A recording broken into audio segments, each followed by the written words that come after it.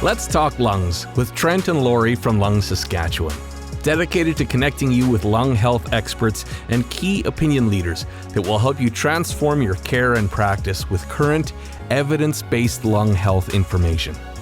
This podcast is recorded on Treaty 6 territory, the ancestral and traditional territory of the Cree, Dene, Blackfoot, Saulteaux, Nakota Sioux, as well as the territory of the Métis. On this episode of Let's Talk Lungs, we are talking with Dr. Baljit Singh.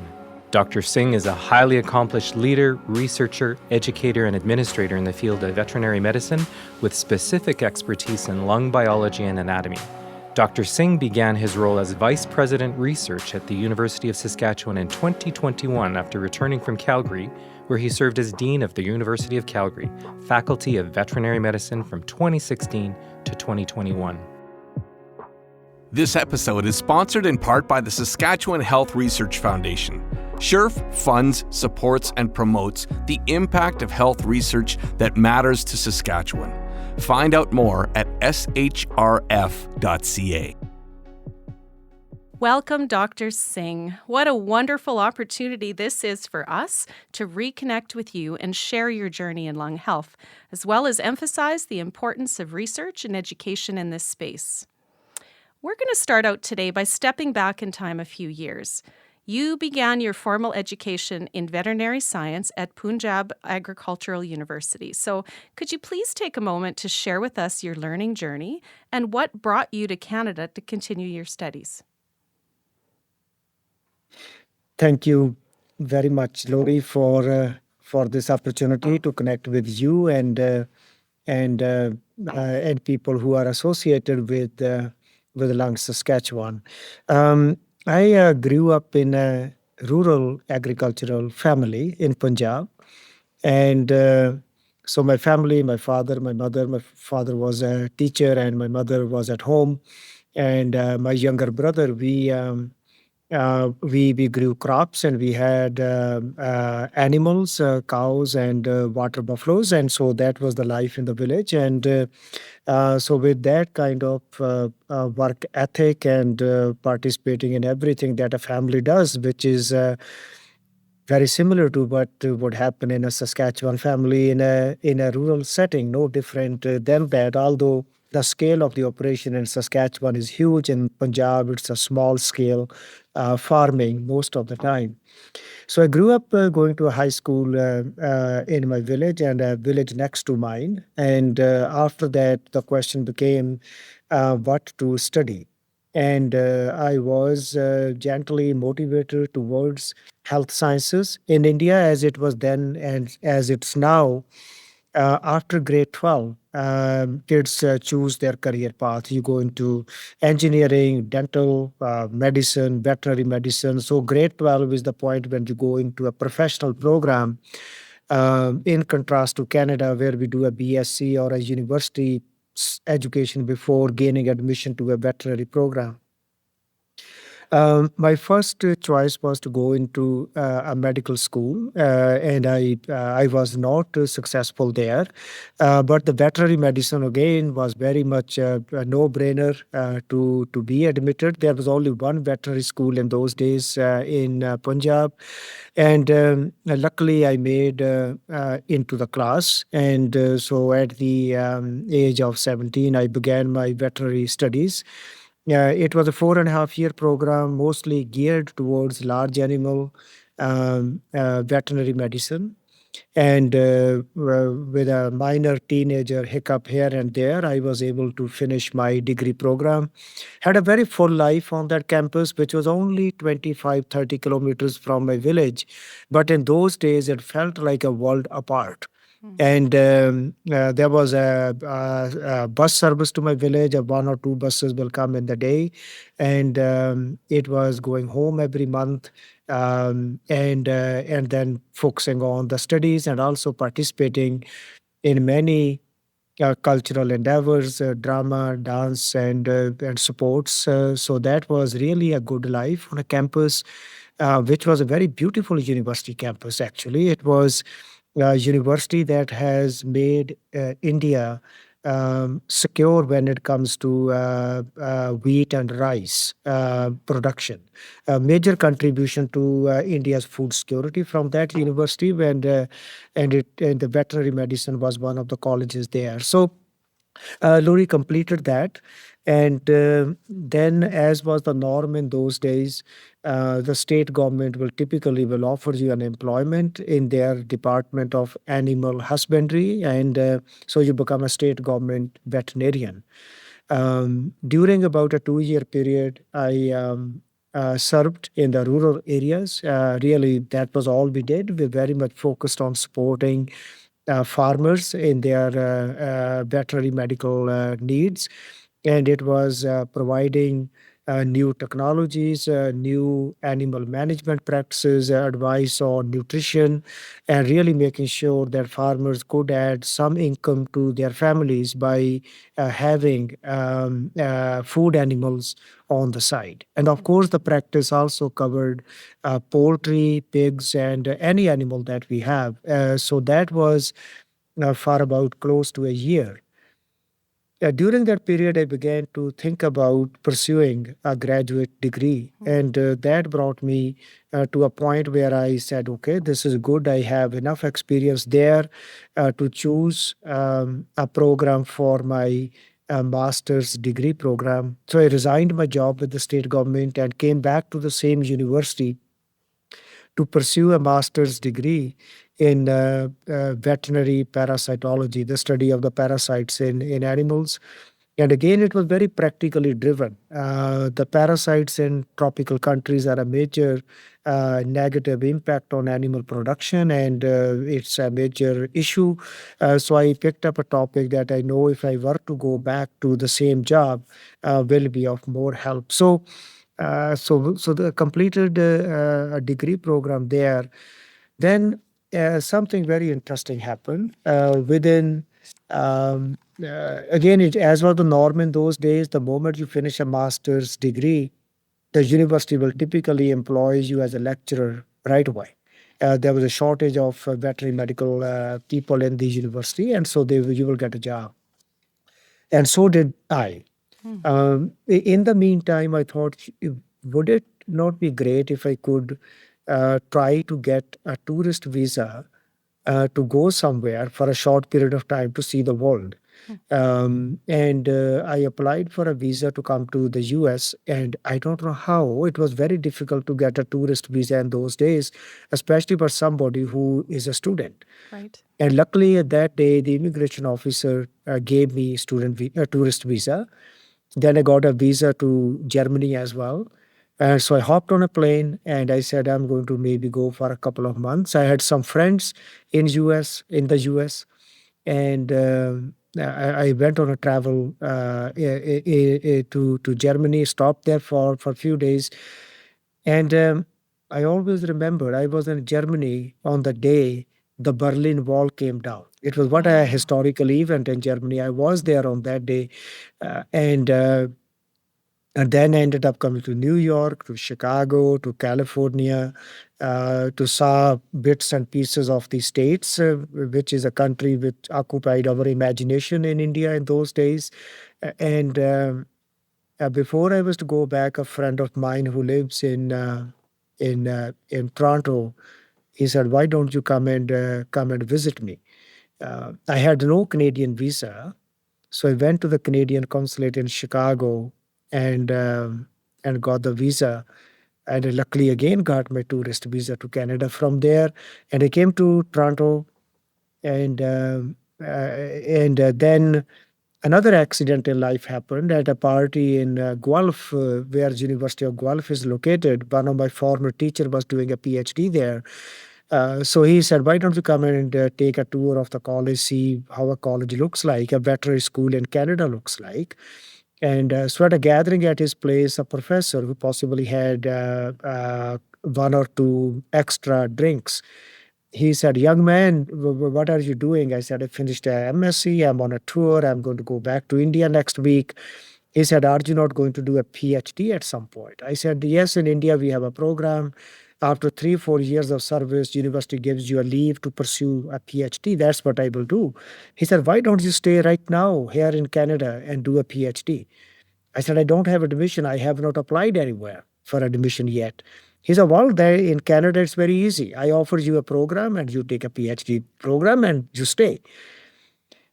So, Lori, that's how I ended up in Canada through a series of incidents. Happy accidents.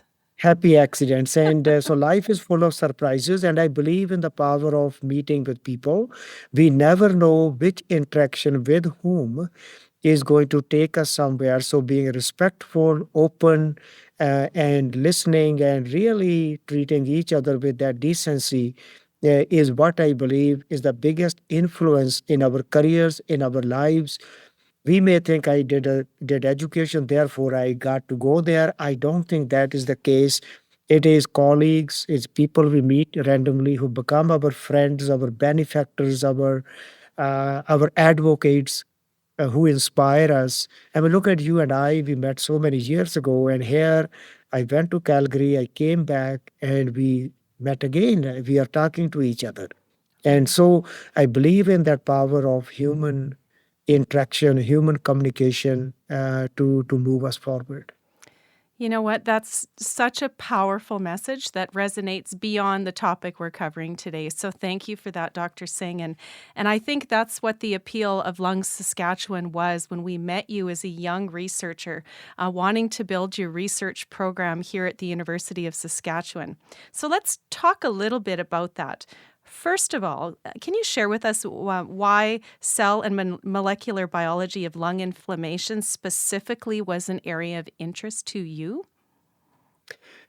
Thank you for that. And in Guelph, the professor who offered me a placement, he was working in the area of lung, cell, and molecular biology. So that area I didn't choose in a way. It was a bit of an accident. And so I said, it's a PhD. It's a good area of study. I get to do a PhD in Canada. I don't have to apply anywhere. Here is a opportunity. So I jumped into that and I began to like it. And after a PhD at University of Guelph, I went to Texas A&M University to do a postdoctoral fellowship in the same area, studying lung, cell, molecular biology, using sheep or the lambs as a model to study why do children get HIV infection with a similar type of virus in the animal species. From there, after 2 years, I ended up again through an accident at Columbia University, New York, for another 1 year of training program in lung cell molecular biology. And so after 3 years in the States and coming back to Canada, during that period, I was fortunate to be accepted as an immigrant to Canada from my student visa, moved into that particular phase. With about 6 months work with the federal government, the biggest break of life happened to get a job at University of Saskatchewan in the Western College of Veterinary Medicine. And I've been to Saskatchewan before in 92 when I was a student at Guelph. My hobby as a student was save some money and get on a bus or a train or a plane to go somewhere in Canada, see the country, because I did not know whether I will stay here or will go back after a PhD. So I wanted to see as much country as possible. So I've been to Saskatchewan. So luckily in the fall of 98, I interviewed here on the Thanksgiving weekend when there was a big snowstorm in Saskatoon. And I got a job, moved here. And the question came, where do I apply for funding to set my research program? So the area of lung cell molecular biology began to fascinate me on 3 different levels. Number one, there is lots of common ground between veterinary animals, dogs, cats, sheep, horses, and cattle who suffer from many diseases of the lung. Pneumonia in cattle till today continues to cause hundreds of millions of dollars in losses to cattle producers in the feedlots. Same is the story in the pigs. On the human side, we have asthma, we have COPD, we have sepsis, we have pneumonia from children to the old age. It causes significant amount of death in people. It costs billions of dollars to the healthcare system, and the families suffer through it. Young children having asthma is something that no family should be exposed to. And I believe as a child I had bit of asthma, which possibly was not that well diagnosed, but it went away as I became adult. And but so it was a bit of a personal connection. Then also the accidental opportunity to study I began to like it. I began to see connection between animals and the humans, which led me to another thought called One Health later on in my career to advance that story that how the animal and the human biology can learn from each other to develop common areas. So that brought me to lung cell molecular biology. And at University of Saskatchewan, I got surrounded by some people who were really outstanding pulmonary specialist. In College of Veterinary Medicine, there were people who were interested in the lung of the horse, Dr. Hugh Townsend. There were people in College of Medicine, people like Dr. Jim Dossman, Dr. Cockcroft, Dr. Darcy Marciniak, and all these people. There were this clustering of outstanding. People don't appreciate how much Saskatchewan has contributed to management of the respiratory disease in animals and humans. And so I was with them. People like Dr. John Gordon was there. And so they were very supportive of me when I came as a new faculty member.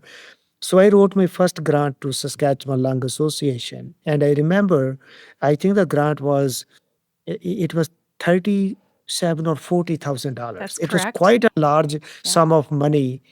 Still today is 30, nearly 25 years ago. Then 2 years later, I submitted my report, applied for a second grant. I think I got 55 or some $1,000, like total of $100,000. Saskatchewan Lung Association invested in my early career setting up of the program. And what did that mean to you, Baljit, as a young researcher? It meant at many levels, Lori. It meant acceptance of me as a person at University of Saskatchewan, part of the lung community. Saskatchewan Lung Association saying, "Well, welcome. We are going to invest in your success." That's a really huge piece of validation for a new professor to get that support.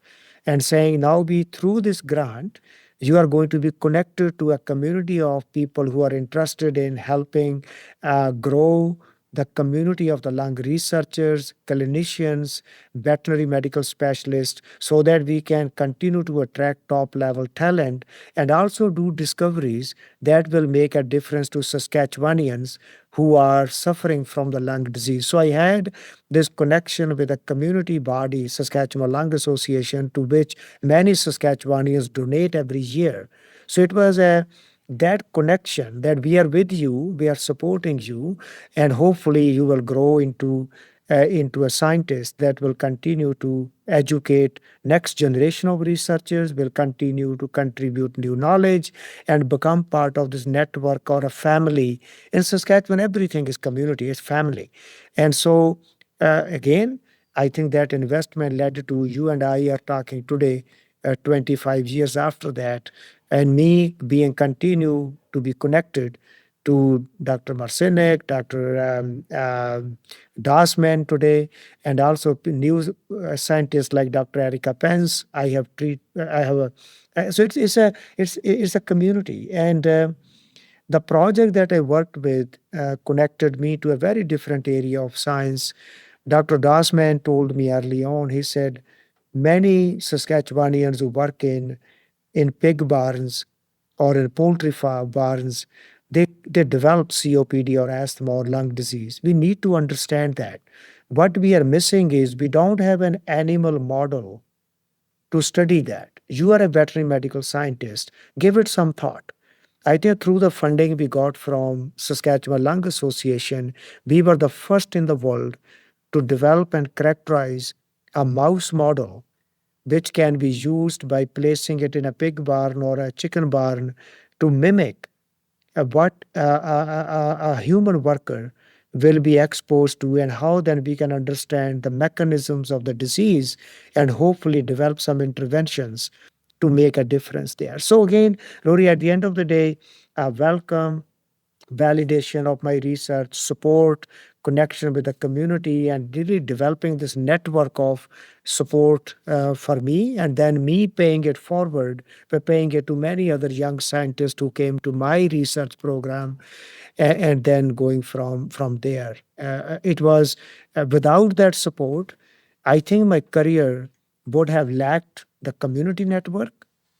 I may have gotten money from Ottawa, but it may not have given the type of community relationships that helped me develop through a lung association. And so thank you. I'm so grateful for that support till today. Thank you very much. Well, Dr. Singh, what a great segue into the next part of our conversation. You've really coined and set this up well for us with community and investment and partnering and how important that is in research and solution. In Canada, we know that 1 in 5 Canadians live with some kind of lung disease, and that many more face threats to lung health regardless of where they might be situated in a province and country. We're learning more about the risks associated with radon exposure, for example, the harmful effects of vaping. We know that a lung disease like COPD that you mentioned is largely caused by smoking. So in shifting gears a little bit here, let's talk about research in that connection with health solutions. Partnerships are an essential part to finding those solutions to address public health issues, and you spoke to that.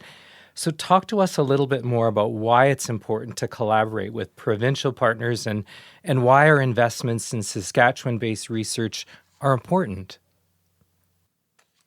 Again, a very terrific point for us to have a bit of a discussion on. The universities in general, they exist for public good.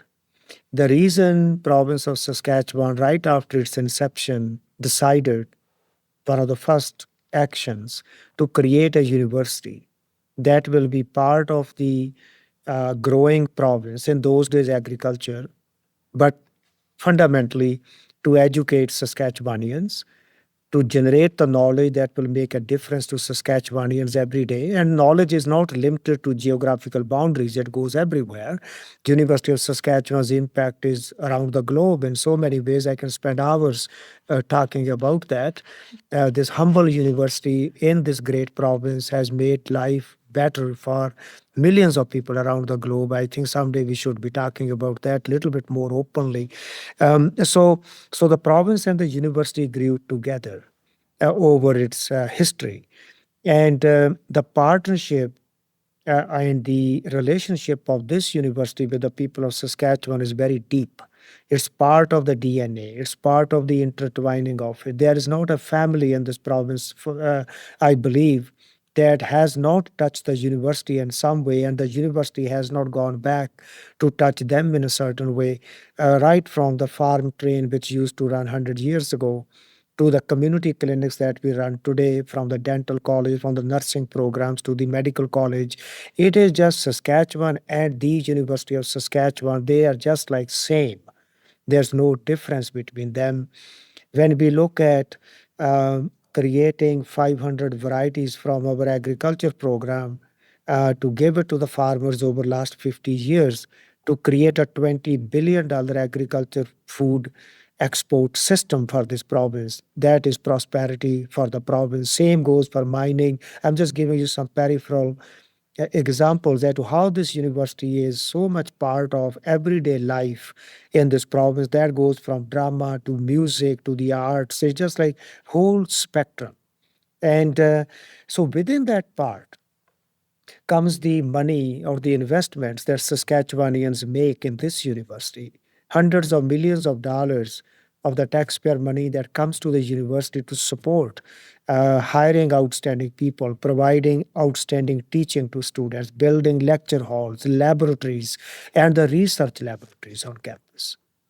Various organs of the government of Saskatchewan do that. There's a budget coming tomorrow. You will again see a line item of large sums of Saskatchewanians' money being given to university with the confidence that this university is going to deliver knowledge back to Saskatchewanians to make life better for every Saskatchewanian every day.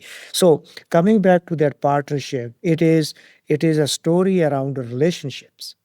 Money is a vehicle that allows us to do things. It is the confidence that Saskatchewanians have in the University of Saskatchewan, built over more than 100 years. And that allows us to do the type of partnership that we do. Then comes the role that the community bodies play. Here is an example of Lung Saskatchewan.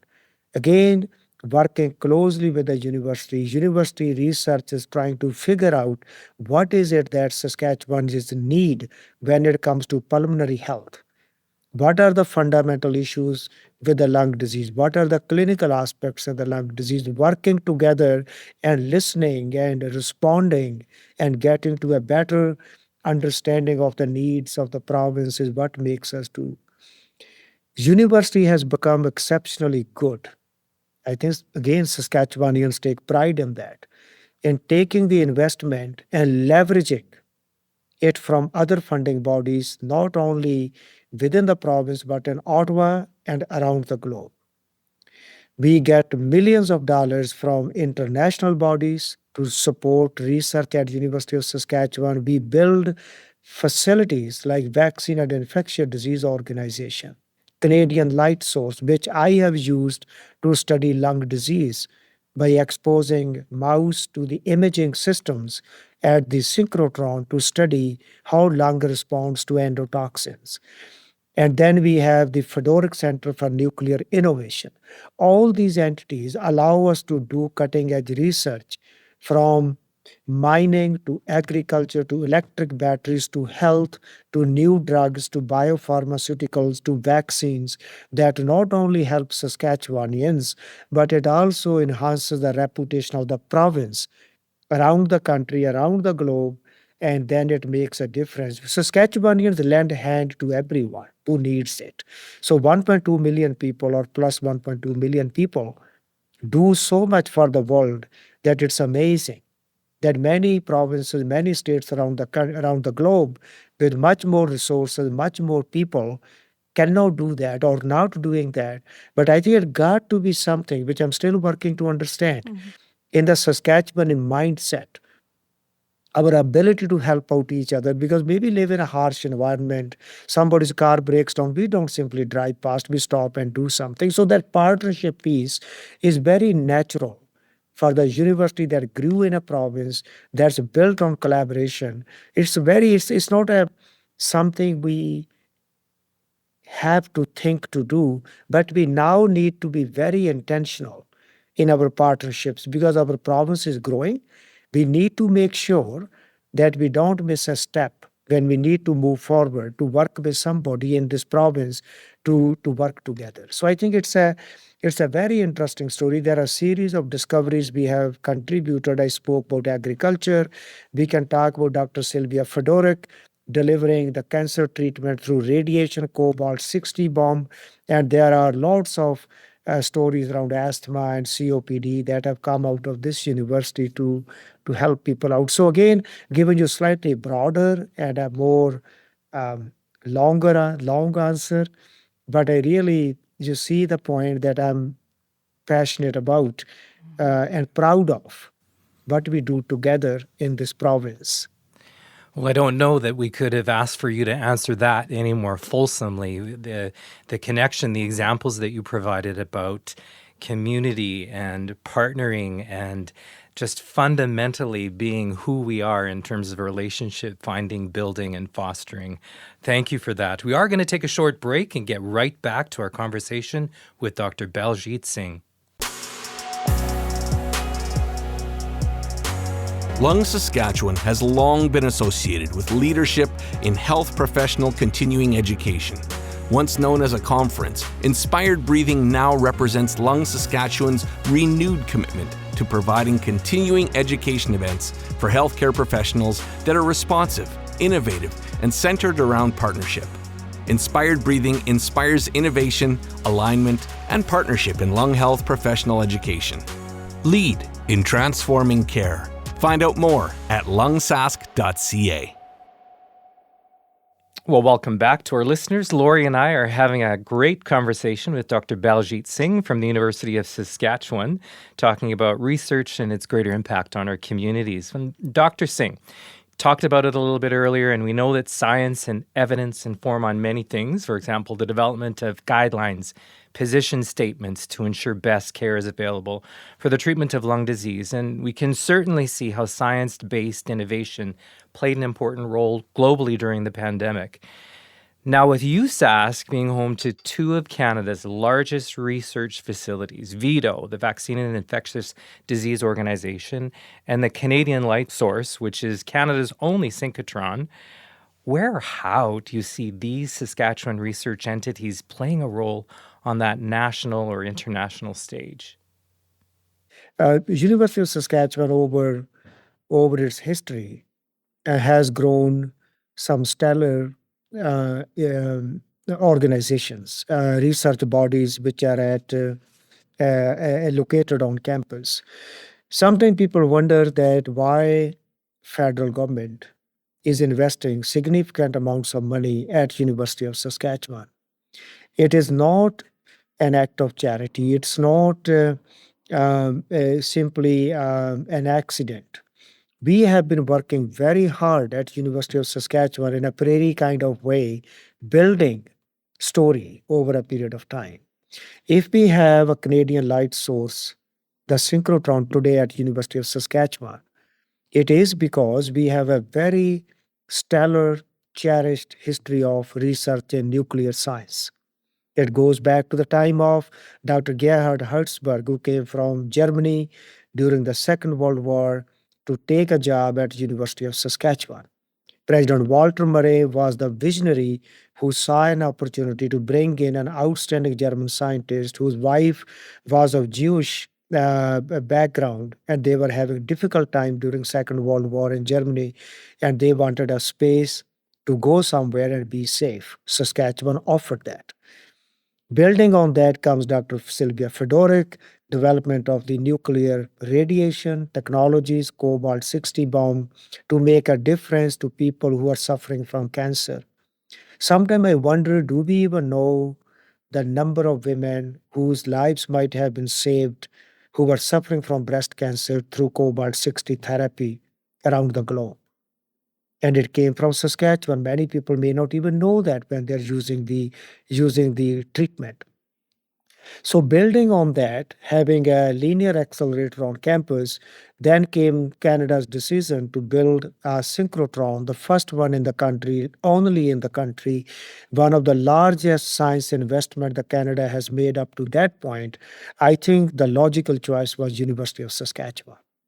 And people can argue over it, other universities who may have wanted it in their space, but I think Canada made the right kind of decision to set it up in this place. I think deep in the back of the mind of the people who made the decision, they also knew that Saskatchewanians will put that facility at the service of Canadians. They are not going to hog it for themselves. We don't do that in Saskatchewan.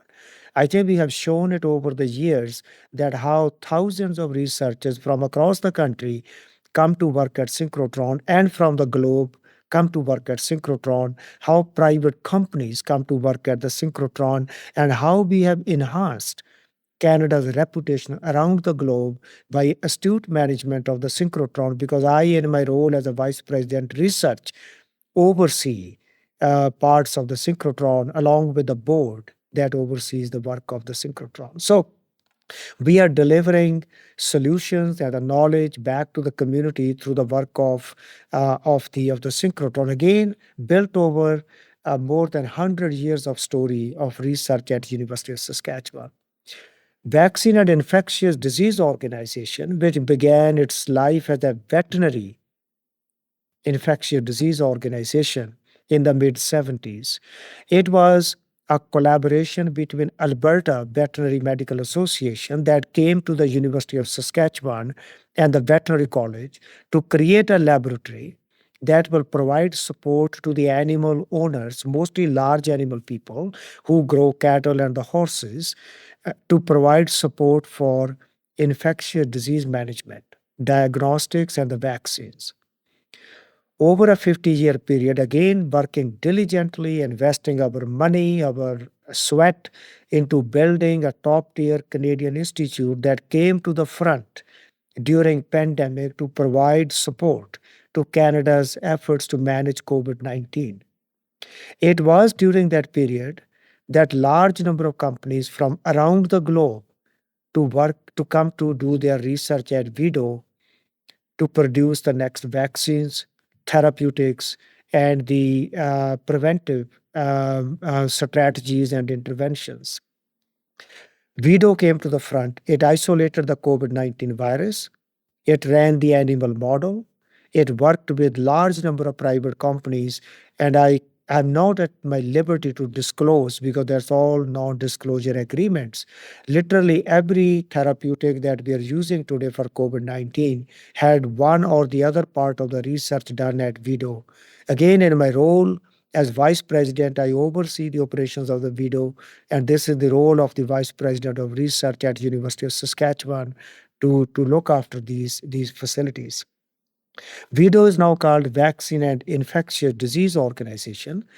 It has now an integrated facility to manufacture large dosages of vaccines in case we need to do clinical trials for a new vaccine. It has become part of a network internationally to support the preparation for the next pandemic, next infectious disease outbreak somewhere in the world. An example would be we are part of the National Institutes of Health designated laboratories outside of the US. There are about 6 or 7, and we are one of those 6 or 7 that can bid on the contracts from the American Health Institutes to do research for them. They are top tier institutes around the globe, and there are only a handful of them, and we are part of that. As part of the Coalition on Epidemic Preparedness Innovations, CEPI, we are part of that body's international chain of laboratories to be supporting global efforts to prevent the next pandemic and to protect the health of the humans and the animals against infectious disease threats as they emerge. We have received quite a large number of grants in the range of $20 to $30 million from CEPI to be part of this global network. So imagine a province with 1.2 million people sitting in the middle of the country, having research organizations that are playing with the best in the world, and they're leading science and innovation in as diverse areas as mining, environment, drugs, animal health, human health, and we are Saskatchewanians. We combine it all into a concept called One Health. And I will stop there, but I want to highlight one important piece of human life and sustainability. University of Saskatchewan houses one of the oldest drama department, the Greystone Theatre. It was established in 1945. What we will be as human beings if we don't have that aspect of life to go to drama, go to music. We have Greystone Choir, the singers. They do tremendous work. The Saskatchewan University of Saskatchewan Greystone Singers were at Carnegie Hall last year by invitation to perform there, because during pandemic, it became very clear that the mental health piece is so important. When people suffer from lung disease, there's asthma attack, the mental health is so critical for the parents, for the families. So contributing in the space of the arts is also so critical through our art galleries, through drama program. Last year, we did plays that dealt with the issue of changing agricultural landscape in the province. So I think we are really tuned into that part of the story. It's not one side, it is the connections that emerge between various aspects of knowledge creation and discovery that make it wonderful enterprise at University of Saskatchewan. And I feel so grateful. It is because what Saskatchewan Lung supported me early on that I get to see it all from my office and support and participate and engage in discussion and communicate those stories to Saskatchewanians and to people around the country as the spokesperson from the University of Saskatchewan. It's an amazing story that we are developing at University of Saskatchewan and in this province. Dr. Singh, you are such an eloquent, beautiful storyteller. There is going to be a part 2 to this because I feel like there's so much more conversation we could have. But I'm hearing themes around Saskatchewan and pride and how USask partnerships with organizations like Lung Saskatchewan. And I hear excellence and I hear collaboration. And I hear so strongly why it's so important to invest in Saskatchewan research and in Saskatchewan people. And that's just clear. Every question you answer, it's just exactly how we feel at our organization. But to have that affirmation from someone like yourself on behalf of all these other organizations that you're affiliated with, that's incredible to us. So let's just shift gears a bit because you're a great storyteller, but you're also a very gifted educator. That we know. And I'd like you to talk a little bit about the term we hear a lot, knowledge mobilization. What is it, why it's important to connect research to society, and what impact that connection has? The role of the universities at the end of the day is to create sustainable way of life for everyone so that we use our resources wisely, we invest our human time wisely, and we live productive life that can make all of us better at the end of the day. That's what we want as human beings. And to do that, we always need new discoveries, new knowledge, all the way from social sciences to humanities to public policy to basic biomedical sciences and engineering. A university such as the University of Saskatchewan, with 17 colleges and schools, is so well placed to develop those types of partnerships and do the knowledge mobilization to get it out there.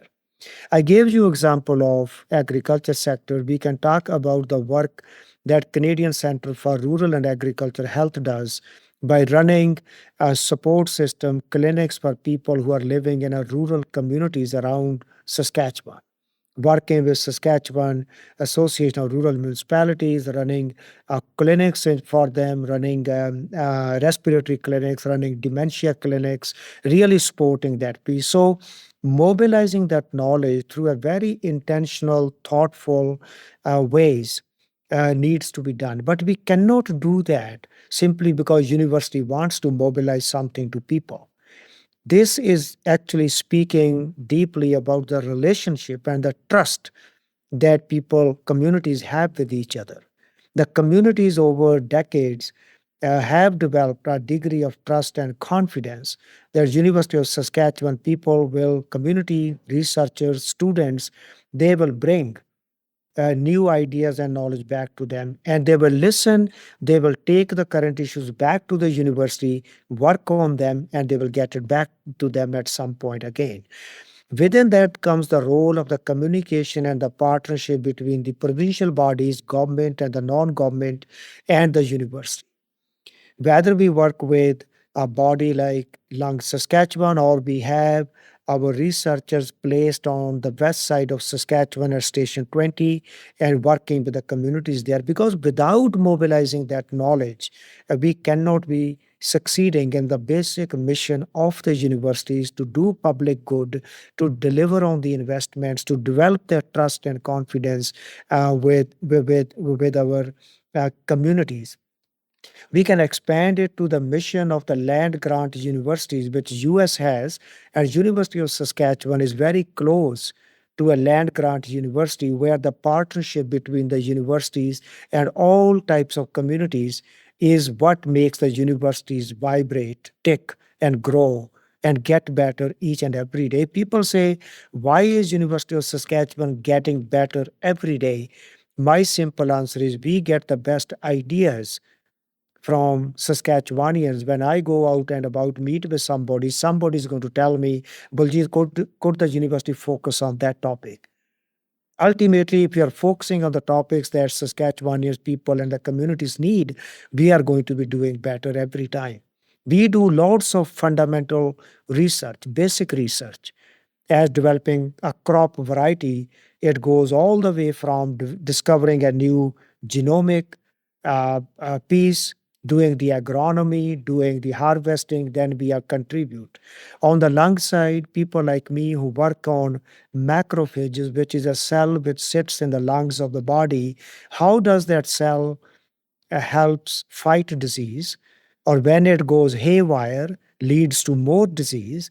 At someday, that little piece of knowledge, I'm hopeful, will get into an intervention, medical intervention, and make a difference to a little child or an animal somewhere to have a better life. So the mobilization of the knowledge is fundamental to the mission of the university. I can tell you this year, my colleagues and my team, they are visionary.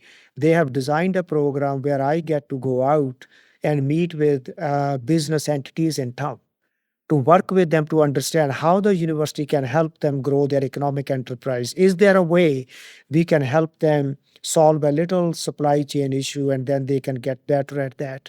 We have lots of new immigrants moving to Saskatchewan. How can we give them the type of welcome that I received many years ago at University of Saskatchewan so that they make their home here? So the public engagement, knowledge mobilization is not simply giving knowledge. It plays at the core of what we humans are, building relationships. And sometimes we have to make tough decisions. We can't do everything every day for everyone. We have to prioritize what we do today, what we will do tomorrow.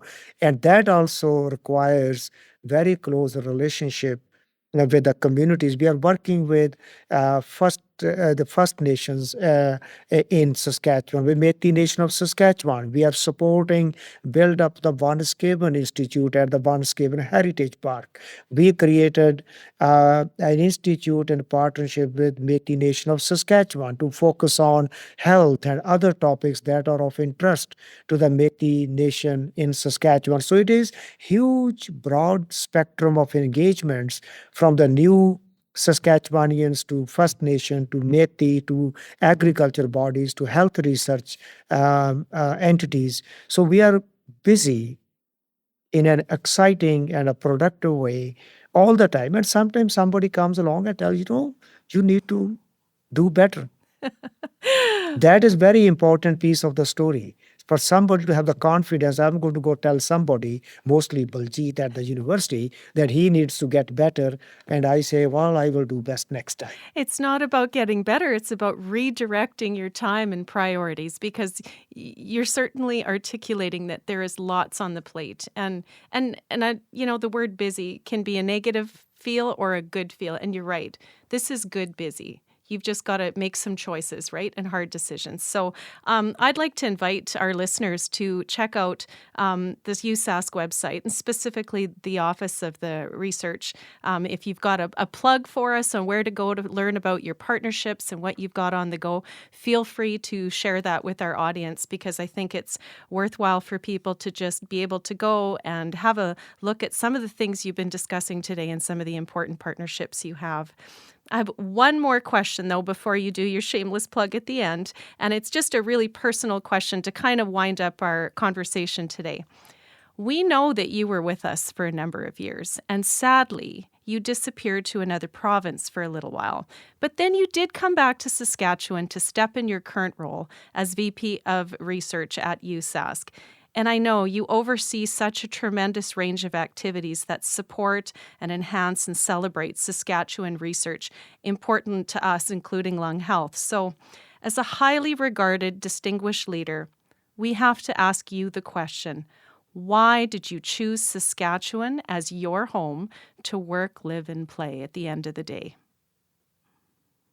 That is pretty difficult question to answer, because everything is personal when we speak about our work and life. This is a very personal part of the story. When we came here, I got married in 99, and my wife, Sarbjit, a wonderful, wonderful person. I think people who meet her, they say, well, we need to talk to Sarbjit. You just stand there quietly. And so she is a wonderful person, and we married, and our son was born in a couple of years after that.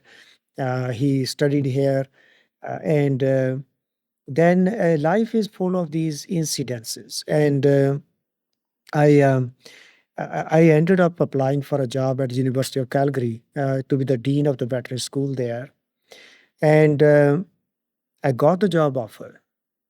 And then my wife and I sat down, and I became nervous at the idea of moving from University of Saskatchewan. So we sat down and we had conversation. And the question came up, am I really so determined to become a dean to go somewhere? I was an associate dean here. I answered the question, no, actually, I'm not. And why are we moving from here? We've been here 17 years, friends, colleagues, and I just walk to work every day and say hello to everybody who runs by me. And why are we going? When there's a colleague, I always go and talk to him whenever I had to make a decision like that. I went to see him, and I said, this is where I am. He said, oh boy, we got a problem here now. And so he took me through the whole process. And eventually he said, look, my advice is you take the job. You go to Calgary and take the job. It's a good opportunity. It's not too far away from Saskatchewan. Knowing you are not going to lose your friendships with people in Saskatoon. Then he said, let me tell you one last thing. He said, the way you have built your community here, the relationships, I will be very surprised if you are not back here in 4 to 5 years. This university is going to find a way to get you back. And I said to him, I remember, I said, you are just making me feel better about leaving. He said, well, we will see how the life turns out. Exactly, I was dean at Calgary exactly for 4 years and 2 months. And I was back here exactly at 4 years and 6 month time to start in this role. So this was interesting. People around us will help us make a good decision if we ask them honestly their feedback, their opinions. People say, how come we are doing so well in everything in the research office? It is the ideas, it's the advice we get. Here is an example. So this colleague helped me make a decision and was able to see in my life that I may be back. So the moment opportunity came, my wife and I said, dear, let's pack bags. We are leaving. Well, we just stayed a bit longer in Calgary. It was middle of pandemic. My son wanted to finish his high school there. He studies at University of Saskatchewan. We are here. So life brought us back here. And when I came back, Lori, I realized another thing, which I would never have realized if I had not come back. And I was in Calgary. Life was good. It moved on fine. Good friendships, university. It was okay. It was good. And nothing bad there. All life grew fine. And when I came back here, only then I realized that how contented, satisfied, and happy I am with my work at the University of Saskatchewan and in Saskatchewan. And I would not have would have never realized that or experienced that feeling if I had not come back to Saskatchewan. So my wife is here, my family is here. My parents used to come from India every year to spend time with us in Saskatchewan. And we are happy here. A great community. There's a growing Sikh community in Saskatoon, and it's wonderful. Part of so many discussions in the province, all the way to the government, to the organizations, to community bodies. It is a good fortune to be in Saskatchewan on any day when we are here. Sometimes people say, will you not move somewhere else? I said, that I cannot predict. Because life took me to Calgary. Life is full of these little incidences, accidental happenings. You never know where we will be tomorrow. But I think for all practical purposes, my wife and I believe that Saskatchewan is the home for us. And so this is it. I mean, even if go somewhere, that's the place. And this is the home for us. And I love it here. And 25-year-old relationship with you. It's quarter century there with the association, and it's a great place. And things in Saskatchewan are not transactional. It's relationships. And that makes it, longer we stay here, longer are the relationships, more joyful and fulfilling it is to be working here at University of Saskatchewan. It does not even feel like work, honestly. It is being here. um, Saskatchewan is growing. We are growing it on the back of our research in so many areas. When province opens trade offices in many places, I align my university's plans as a leader. In many ways, we are going to be working in the jurisdiction where Saskatchewan has a stake in it.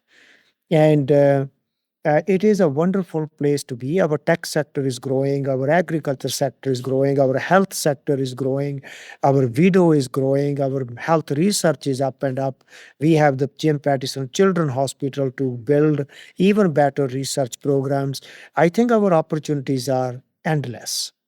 And it is just great to be here, Lori. I'm grateful to so many people, to you, to others in the lung sector, to give me an opportunity to be here, to grow and become a better person in so many ways. And my wife Sarbjit and I are so grateful to be in Saskatchewan, and my whole community. I go to temple every Sunday. People are so grateful to be in Saskatchewan. New arrivals or people who've been here much longer. It's a fantastic place.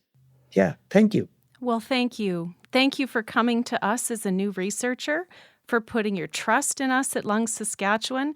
It's been such a pleasure and a delight to see the accomplishments that, things you've moved forward in lung health for all people in Saskatchewan. But as you said before, it goes beyond borders. It goes internationally. It goes across our country. And it's just been a pleasure to watch your career, to see where you are today. And we're just so delighted you're back with us.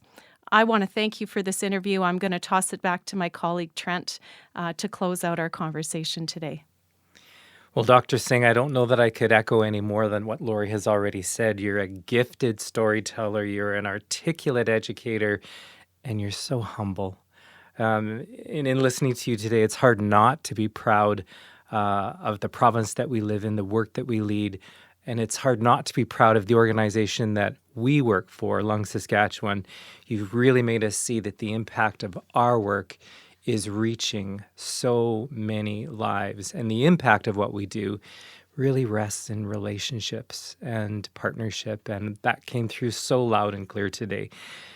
Thank you for this gift of time. You're not only an important lifelong partner for us at Lung Saskatchewan, you're a true friend and champion to all of us that are passionate about lung health. Finally, to our listeners, thank you for joining us for this episode with Dr. Baljit Singh of Let's Talk Lungs.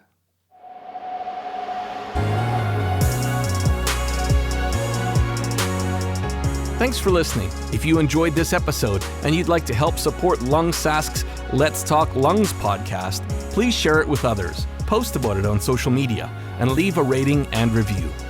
Follow Lung Sask on Instagram @Lung Sask and on X @Lung Sask. That's all for this episode. See you next time.